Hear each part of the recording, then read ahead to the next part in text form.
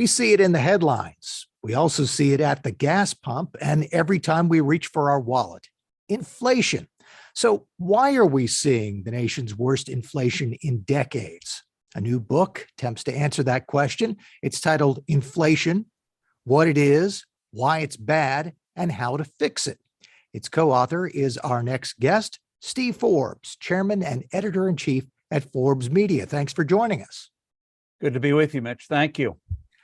Before we get into what the book talks about, I'm going to have to ask you, as someone who has monitored monetary conditions in the United States for decades, have you been surprised by the inflation that we've seen in recent months, or is this something you could have seen coming? Well, I think the surprise was how long it took to come.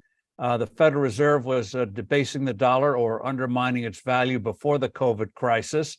It went on a money printing spree last year, but they've managed to neutralize that through a gimmick, which eventually will fail.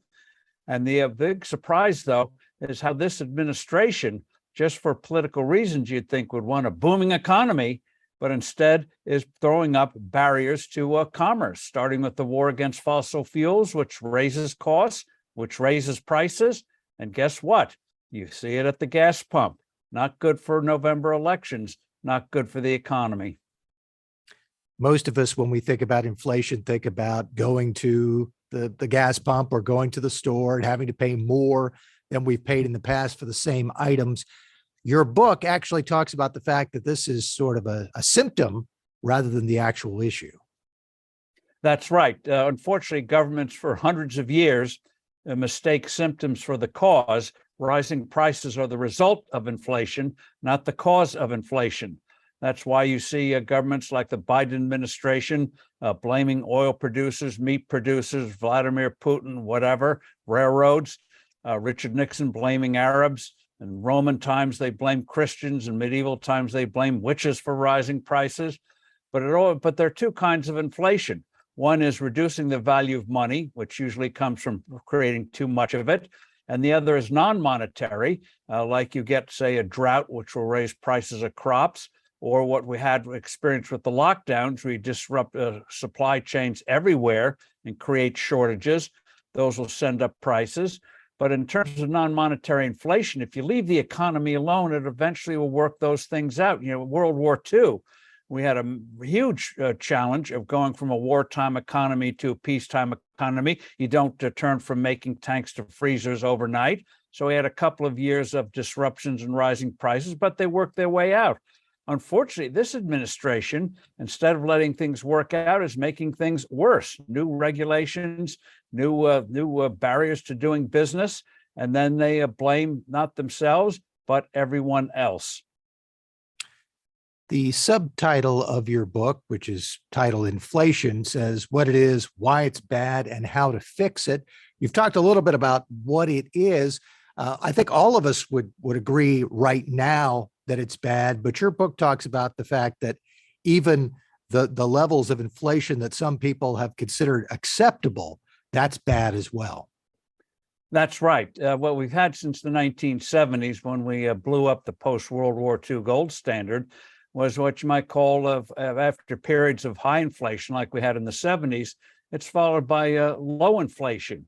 But over time, that not only is disruptive economically, the dollar's lost 90% of its value in the past half century, but it also undermines what you might call social trust. People cease to trust each other. They don't understand why prices are going up. They start pointing fingers. And so it's just like acid on the economy. It just starts to really wear and tear at the economy. Hyperinflations, you see that immediately.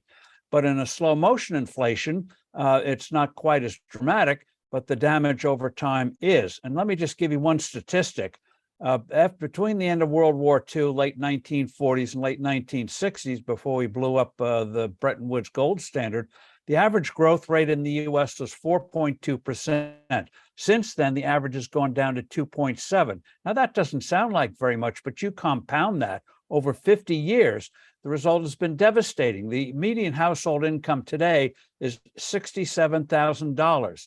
If we'd maintained the average growth rate we did after World War II, or for most of our 200-year history before we went off gold, the household income today, median income today, would be $100,000 to $110,000. Imagine how much better off people would be with incomes with stable prices and incomes $30,000 to $40,000 higher than what they're having today. That's what happens over a half century when you undermine the integrity of your money. The book, once again, is titled Inflation: What It Is, Why It's Bad, and How to Fix It. It is authored by Nathan Lewis, Elizabeth Ames, and our guest, Steve Forbes, who is the chairman and editor-in-chief at Forbes Media. You, I think, alluded to this, but let's get to the last part of that subtitle: How to Fix It. How do we fix this problem that we're in right now? Well, one way to fix it, is to do what we did in the late 1980s through the late 1990s when Alan Greenspan was the head of the Fed. He said at the time he was sort of loosely pegging the dollar to gold, sloppily, but better than what we're doing today. And the result was what they call the Great Moderation, a pretty good period. Then, unfortunately, he forgot what he was doing in the late 90s and the early 2000s. And so we got problems that led to what happened in 2008. That's one way to do it, and probably under current circumstances, about as best as we can hope, a sort of a half-baked gold standard. But the real answer is to do what we did for 180 years, have the dollar fixed to gold. And it doesn't mean use gold as money. It's simply gold as a yardstick. Like a clock measures time, gold keeps its value for a variety of reasons, better than anything else. Not perfect, but better than anything else. And so you have a stable value for money. And if money's not stable in value, you get less productive long-term investment. You know, we know fixed weights and measures are essential for good functioning markets. You know, you don't have to worry about buying a gallon of gasoline that the size is going to change each day, or that the number of minutes in an hour is going to change each day, or the number of ounces in a pound. You know, you buy a pound of cheese, you figure it's 16 ounces, not 14 or 18. The same is true of money. Money measures value. And when that becomes corrupted, you get problems economically and socially. I'm just old enough to remember that the last time we had inflation like this, part of the cure ended up being a big recession that lasted for a while. It wasn't the Great Recession or Great Depression, but certainly people felt it. Are we going to have a recession to deal with this issue, or are there ways to do the things you're talking about that can help us avoid that kind of dip? You hit something very important. Unfortunately, the Federal Reserve today, they won't say it explicitly, or they actually did, is they believe the way you conquer inflation, rising prices, is by depressing the economy. So people don't buy as much. They don't have as much money. There are not as many people working. That kind of austerity is foolish, unnecessary. And if they did what we did in the late 80s through the late 1990s, we can avoid an unnecessary slowdown or crunch. The crunch that you referred to in the early 1980s came about because for 14 years, we did not deal effectively with inflation. So the cure was pretty harsh.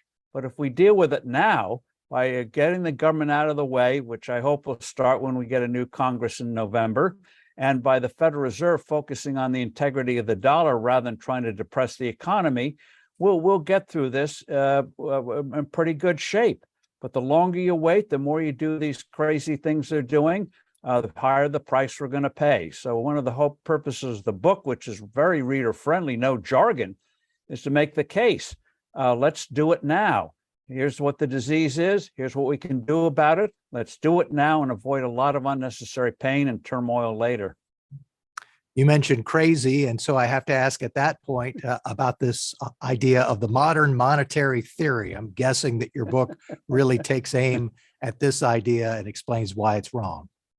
Well, modern monetary theory is a fancy description for the old-time mistake of debasing or lowering the value of your money.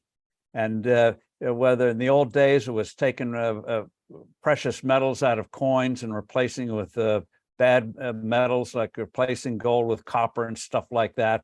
In modern times, it's printing too much money, creating too much money. And so modern monetary theory says, oh no, in the modern world, we can create as much money as we like. You don't have to worry about inflation anymore. And They mistake what happened after 2008, 2009, when the Federal Reserve created a lot of money. But what they overlook is the Fed never let that money go out into the economy. They paid interest on those bank reserves. The regulators told banks not to make much in the way of loans, so banks are hiring more compliance officers rather than loan officers, and banks were rebuilding their battered balance sheets, which they let get out of shape in the 20 years before 2008. But that was a one-time event. Now the money printing that the Fed has done, that's sitting right there as reserves. And as soon as the banks and money funds start to pull that money out into the economy, as it will as things slow down, we're going to enter very dangerous waters. So modern monetary theory is bad behavior with a modern name. Before we let you go, I have to ask, you alluded to November. Is your sense that after November, if things come out at a certain way, the way that the pundits are looking at now, there might actually be some desire to tackle these issues and get a good outcome on inflation? Well, I think one is Congress can do more to block bad regulation with these independent agencies by dealing with their budgets. And I think the Biden administration, which won't change until it gets thrashed in an election, I think if they get thrashed, I think a lot of Democrats are going to say, not out of ideological reasons, but just the fact they want to get reelected. They don't want to have to pursue other opportunities, as they say, are going to put pressure for the White House to start changing. And hopefully that'll mitigate the damage that this White House can do in the remaining 2 years of its tenure there.